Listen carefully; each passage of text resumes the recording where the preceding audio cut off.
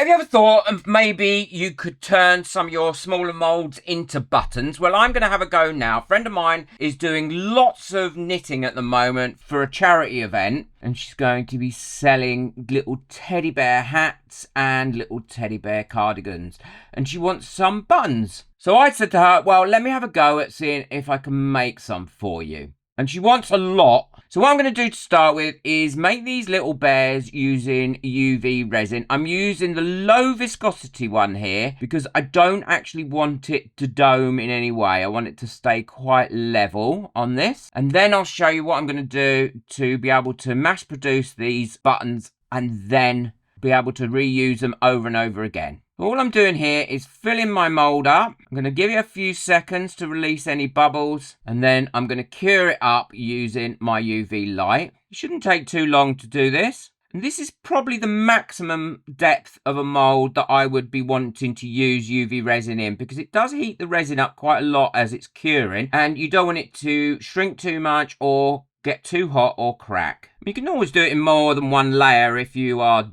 wanting to use it UV resin in a slightly deeper mold. And now we've got that, what I'm going to do is just dislodge any bubbles that are on the edge, like there's one there trapped in the little ears. Now I'm going to run over this with a long neck lighter. I don't want to use a torch, don't forget, and I'm not using any alcohol. I don't want alcohol misted in my room, and that'll burn off any bubbles that have come up to the top. And now I'm going to cure that up for 3 minutes. Well, these have nearly cured now. They've had 3 minutes, and I've cured them in this so it can cure from the bottom and the top, and it does cure really, really well. It's very useful when you've got something a little bit deeper. So that should all be cured now. I can turn that off, and then these should just pop out now as they would anything else that you've cured. They'll be lovely and shiny. There we go. There's a nice lot of buttons there, or they will be a nice lot of buttons once I've managed to make the holes in them. And that's why I'm going to do it slightly a different way once I've made the holes in them, so I can mass produce these. So now they're all ready to have the holes put in them, and what I'm going to do is use my Dremel, but if you haven't got a Dremel, you could use a small hand drill, and I'm going to try and do them as evenly as I can through the head and then a part of the body, because I don't want the things to be too far apart. Make sure you wear a mask while you're doing this. You don't want to be breathing in this dust. So once I've got them all done, then I'm going to smooth off the edges of that drill, and I'll show you how to clean them up ready for the next stage. So before I do the next stage, what I'm going to do is just change the drill bit and put a larger one in. It's 2 sizes larger than what I've used to drill the holes with. And then each one of these, like this, I'm just going to drill a little bit into them to smooth off that edge so it's not as sharp. And it'll be easier to sew, I think, and it'll make the buttons look nicer. So what I've got here is some cool water and some dish soap, that's all, and I'm going to pop them in there. Never use boiling or hot water on your resin like this because it can dull the shine really, really quickly. And then I'm taking a little micro brush like this, and I'm going to push it through the holes that I've made to ensure that they're nice and clean as well. And I can pop them on a bit of kitchen towel and they'll dry. So while they're drying after having a quick wash, what I'm going to do is prepare my casting box. Now, I always use cardboard for these now, and then just cover it in some tape like this. So much easier than trying to make them out of acetate or anything else. And by covering them in tape, then I know that they'll come off and the actual silicone will release. What I'll also show you is how to make sure you've got your silicone inside the little tiny holes that we've just drilled, because the last thing you want to do is cast these buttons and then you haven't got the little holes, because that's defeating the object. So my bears are all lovely and clean now and they're ready to be cast. What I'm going to be using is this paste to cast it in, because it's got enough flexibility in it, but it's easy as well, I think, to get through those posts, which is going to be quite important. You need equal amount of each. I've got 120 grams of both, and all I'm going to do is mix that in until it's all one homogeneous colour. I've got a box here that I've made to cast these in, so I literally will put that there. Now, I might not be able to cast all my bears because I have only got what's left of this stuff, and I forgot to order any more. This isn't sponsored by anybody, by the way. It's just, this is stuff I like to use. But make sure you do get it very well mixed all the way through. So I've got it now in my box, and I'm going to get that as level as I can get it. So all I need to do is, firstly, I'm going to push this into these holes so it's nice and full,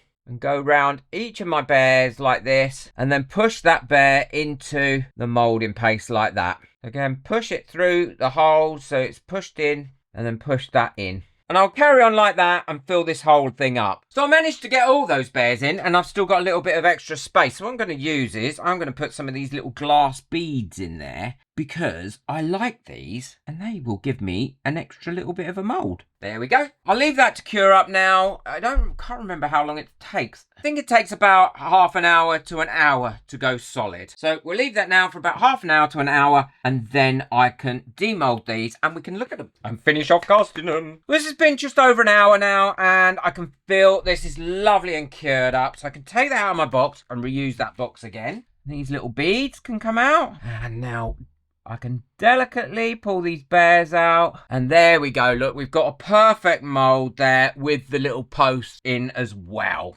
You don't want to pull those posts too hard because you want them to release really easily. And now I should be able to... Oh, look, you see, that's what I mean about releasing them easily. I pulled that one off. So that one's no good because I got carried away and pulled that post off. I wish I lived by my own advice. But now I should be able to mass produce these much quicker than spending my time drilling them and doing them. And I've always got the mould if we want more. So there we go. They're all done. I only messed up one. And what I'm going to do is I'm going to cut that one out so that I don't think I'm casting it. You don't need to do this, but if not, I will probably forget and then cast it and put it in a bag, and then it's no good. There. Look at that. Beautiful. And they've come out really well. And for these, I'm going to use a mixture of glow-in-the-dark powders, some chameleon powders, and some chameleon flakes. I think they're going to look really, really pretty. And the chameleon flakes, as you know, I always prefer to put them on using a little brush like this, because I feel personally it gives you a much better finish. And then I put them in, and then I give them a little burnish like this with the bristles of the brush, and then you get a much better result. And I'm going to make these using epoxy resin, not UV resin. And now I'm moving over to the chameleon powders. What I will use for this is a little sponge, because I find that the sponges put this on much better. But again, I do burnish them. Now, there are going to be one or two little flakes that have moved over onto them, but I really don't mind. And your powders and your flakes will stick to this mould easily, just the same as it would any other silicone mould. I'm going to mix my epoxy up. I'm using the crystal clear epoxy resin for this. I know it cures lovely and hard, and really, really does give a great result. It's a 1-to-1 resin, so I'm just going to mix it up and then prepare that resin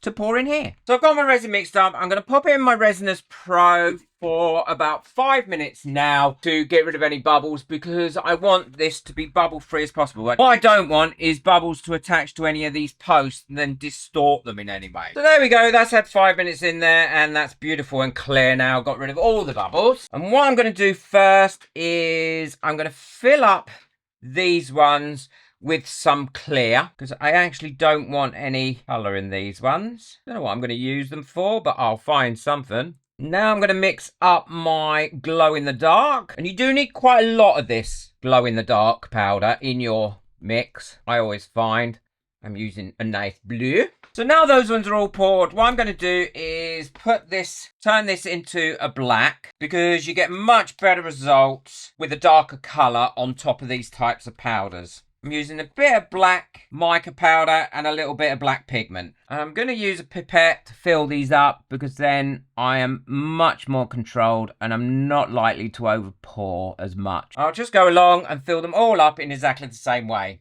These are all poured now. I've left them 5 minutes. I'll quickly run over them now with a long neck lighter, just to burst any bubbles that may have got trapped or come up. And now we can leave these to cure overnight. These are all lovely and cured now, so they're ready to take out. Again, just take them out gently, because you want to make these posts last as long as you possibly can. And look at that beautiful little button there.